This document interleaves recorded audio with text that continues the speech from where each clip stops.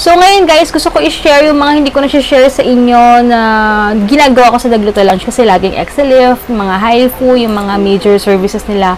But guys, must try din talaga yung facial nila, lalo yung CC Glow facial nila. Nakita ko talaga yung CC Glow guys. After 2 to 3 months, 2 to 3 months, 2 to 3 days guys. Grabe, sobrang, yung face mo, glass skin talaga siya. As in, ang ganda ng facial nila, guys. Kasi, iba yung ginagamit nilang serum. Tsaka yung the way sila mag-facial or maggawa ng face mo. Or kutkutin talaga. Or, ilinisin yung face mo. Grabe, super okay na talaga. At lalo na ako, guys, sensitive yung skin ko.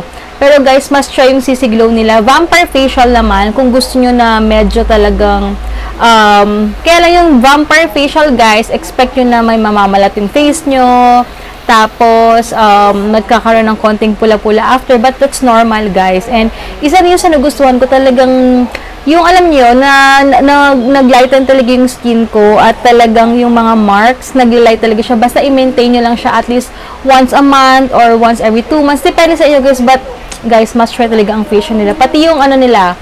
Meron pa silang facial na parang carbon facial. Yun ang pinaka-favorite ng husband ko. Pati ako rin kasi guys, yung pores talaga. Yan talaga ako, marami talaga akong open pores. Kaya must try yan. Carbon facial, CC Glow at vampire facial.